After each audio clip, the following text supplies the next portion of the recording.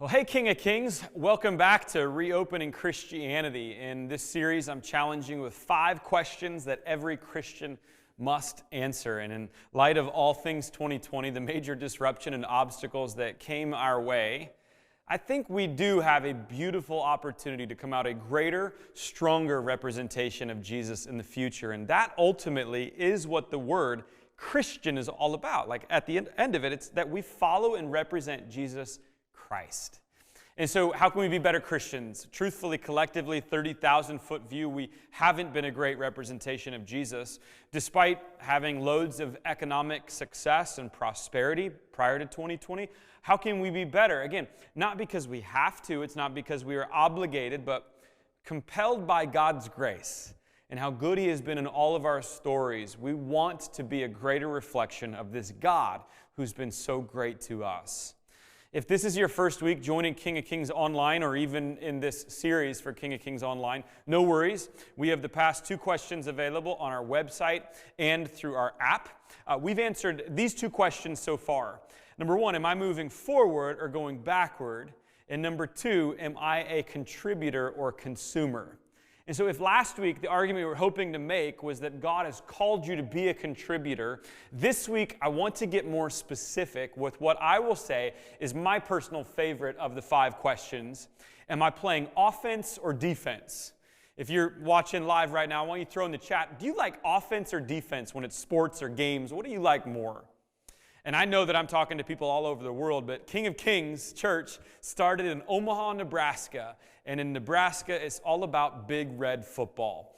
I moved here in the mid-90s and was quickly amazed, in awe, and totally caught up in Cornhusker football. The Black Shirts were getting it done on defense. Tommy Frazier and Scott Frost were leading us at quarterback. Running back after running back, crushing it and then dominating in the NFL. 3 national championships in the first 5 years we arrived in Nebraska. And being a Cleveland Browns fan, having any success on the football field was a new thing for us Zender family. But, man, what has happened in the last 15 to 20 years to Nebraska football? It's easy to be an armchair quarterback, isn't it? Nebraska is full of them. That's what most of us football fans are, by the way, whether our team is the Huskers or a different one. An armchair quarterback is someone who doesn't participate in the action, but still makes judgments about it. Now, I've never played football, so the fact that I would have really strong opinions about the way in which a football team should be run is, quite frankly, a little bit ridiculous. But since we're on it, one of the things I can't stand as a fan is when a football team is ahead, rather than continuing with the game plan and the strategy that allowed them to get ahead in the first place, they change to a far less aggressive strategy. On defense, many teams, when they are ahead, they'll shrink back into what's known as a prevent defense. And of course, the idea is that to prevent the offense from making a really big play, and in lieu of the big play, they'll allow the offense to make little plays and move the ball down the field. A major aim of the prevent defense is simply to hopefully let the clock run out. Now, the problem with this strategy is that by allowing a lot of these little plays, the offense more easily finds themselves in scoring range. And I don't know if it's just me in the games that I watch, but a throw here or a play here, it feels like the prevent defense doesn't work. Famous football coach, legend, icon John Madden once said, the only thing the prevent defense does is prevent you from winning. Now, my guess is we could go back and forth on the merit of this defensive strategy in football, but as we look to reopen Christianity, I believe that Christianity as a whole has been playing far too much prevent defense. How can we, who have not only received the gospel of Jesus that saves us eternally, but also who have received the Holy Spirit, which gives us power and influence in this world to make a difference. How can we be playing prevent defense? Don't believe me? Collectively, the church has been losing ground. Our numbers are declining in all aspects of Christianity, but we are quickly and rapidly losing our voice and influence. And when crisis comes, and it's an accelerator, and our collective lack of urgency, our collective taking the foot off the pedal, I think was greatly exposed in the crisis of 2020. How is it possible, not only with the good news of Jesus in us, but His Holy Spirit living in us, how can we be playing prevent defense? Like, what can we do? Today, I want to take you back to a field. Not a football field, but a battlefield. It's a battlefield found in 1 Samuel 17, one of my favorite stories in the Bible, David and Goliath. And typically the way we teach or think about this story is that David was this awesome, amazing underdog, and that Goliath was the favorite.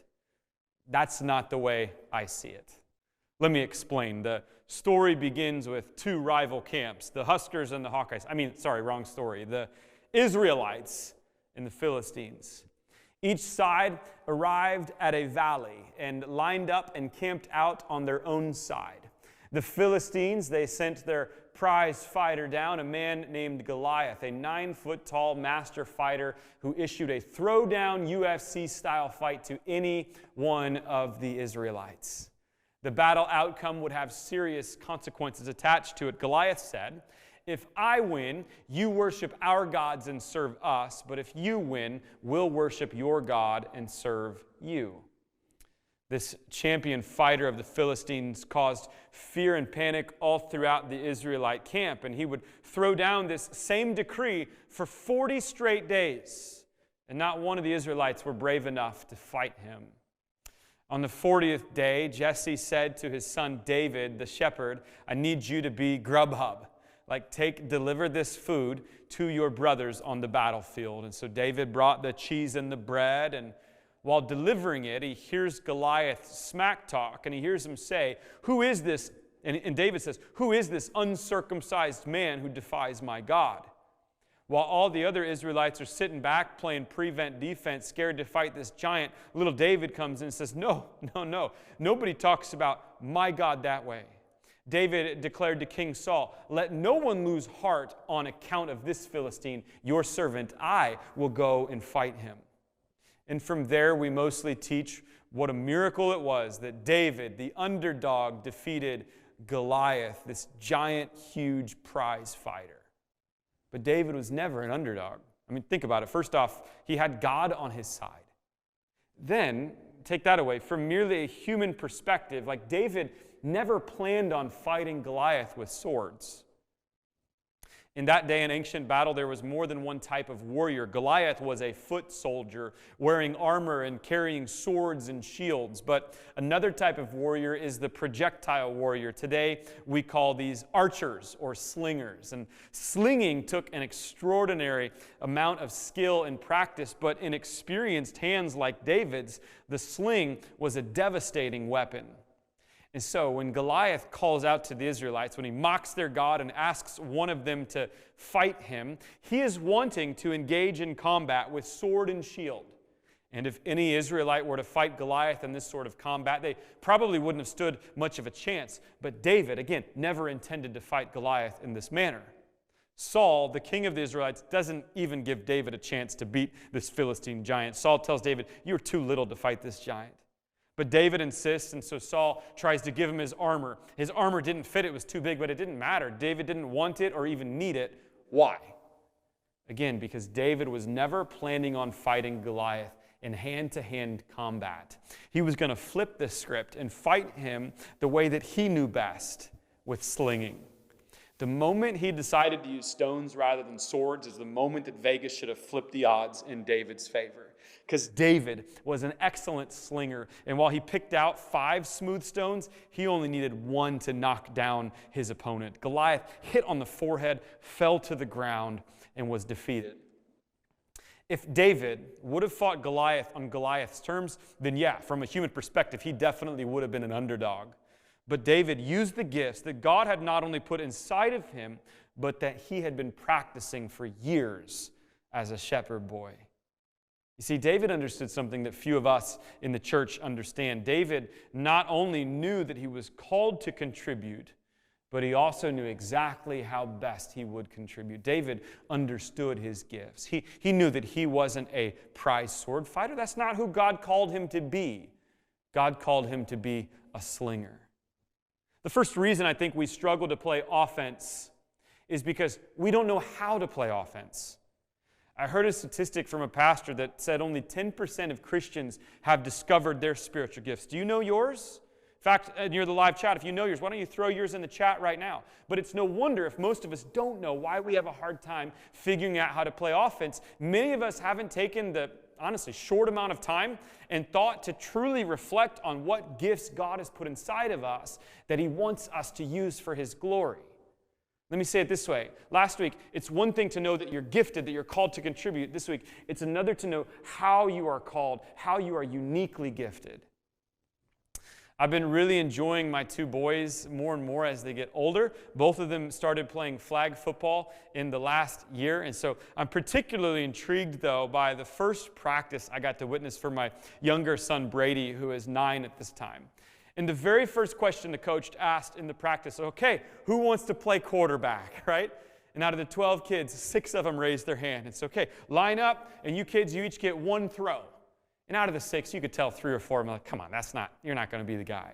And finally, they got whittled down to 2, and then finally, they got their quarterback. And after that, who wants to play wide receiver? All right, you run in one route, you get one throw to catch, right? That's it, one chance. And after wide receiver, who wants to play defense? All right, you got one chance to pull the flag. And here's what's amazing. Within an hour, they had their team and their positions ready to go. And in case you're wondering, Brady ended up being quarterback 1 and leading his team all the way to the flag football championship. About 10 more years, maybe, he'll be able to read and take the big red to the promised land again. But I was incredibly impressed that in 1 hour, they identified, and I would say, based on the outcome, pretty accurately how each particular kid would contribute to the team. The second reason we struggle to play offense is we lose urgency in this world. As I was thinking back again about Brady's practice, I thought, man, one throw, one catch, like that's some really quick assessment. There's some pressure there. The reason they needed to assess quickly, though, is because in this league, the first practice was on a Thursday, and they had a doubleheader that Saturday. So we need to know who it is that's going to be leading the team and where everybody fits. There was an urgency to it, and the coaches helped the kids discover their gifts and put them to work right away. I believe that what 2020 has showed us is, again, whatever control any of us thought we had, it was completely bogus.